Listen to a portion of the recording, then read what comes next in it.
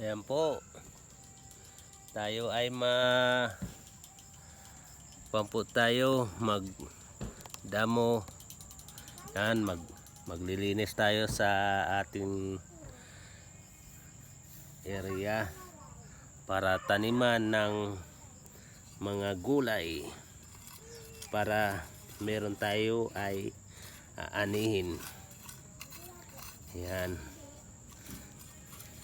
Yun nga ang kasabihan nila, pag meron ka tinanim at meron ka rin aanihin. Yun. Kaya ako naririto magdamo. Ayan po ang aking ginadamuhan.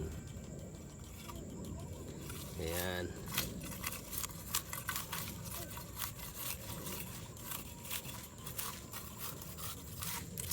Ayan. Ayan po. Ito na po yung aking tinanim. Ang kakapal na. Mga talbos kamuti. Hanggang yan doon. Ayan. Ayan. Meron na nga bulaklak. Ayan. Namulalaklak na. Ayan. Ang ibig sabihin nito, kung na meron ka nakitang bulaklak, meron na po ito laman. Ayan.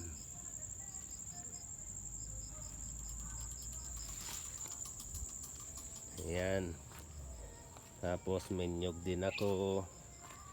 At loya. Ayan po ang loya. Ayan. Kaya naririto ako ay magdamo para meron panibagong tanim.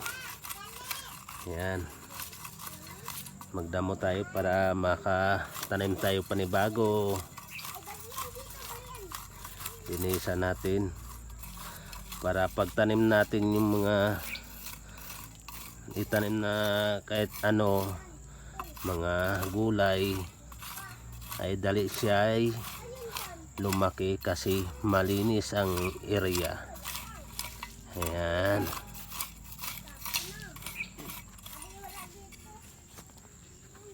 Kailangan po natin linisan.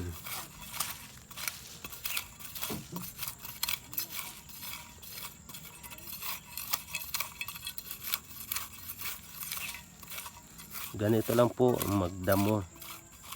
Kung mayroon kang itak na kawit.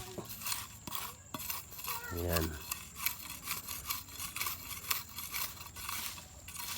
Madali lang po. Ayan, madali lang gawin, basta masipag lang po tayo na magdamo. Ayan.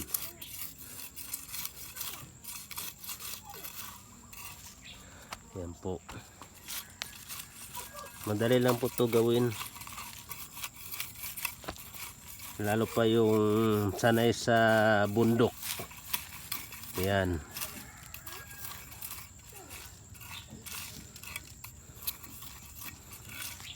Ayan.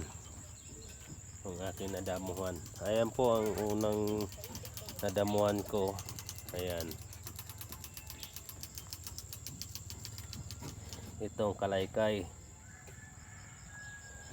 Ayan. Tapos natin damo na ang dinadamuhan na natin yung area. Kay na naman natin. Ayan.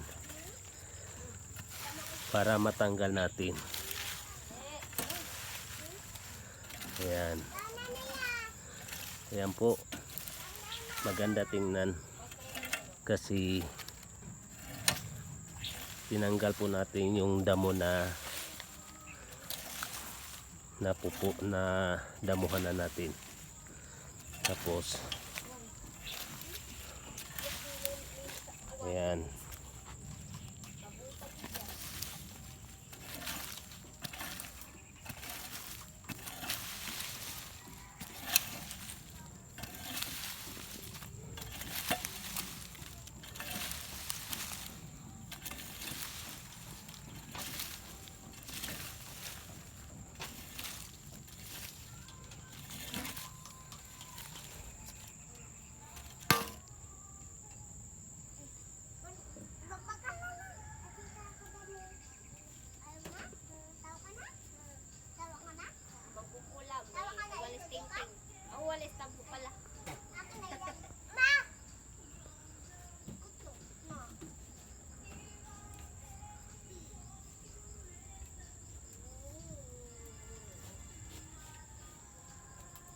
Yan, may tao doon sa taas.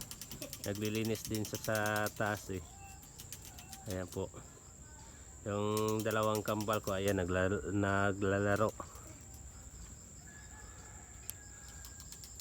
Ayan. Umuusok na. Akala mo may sunog. Ayan. Hanggang dito na lang po ang aking video. Maraming salamat po sa inyong sa pagpapanood. Paki-share na lang po, i-like at i-comment. Huwag naman nyo kalimutan na magla-like din kayo. Maraming salamat po. Bye bye for watching.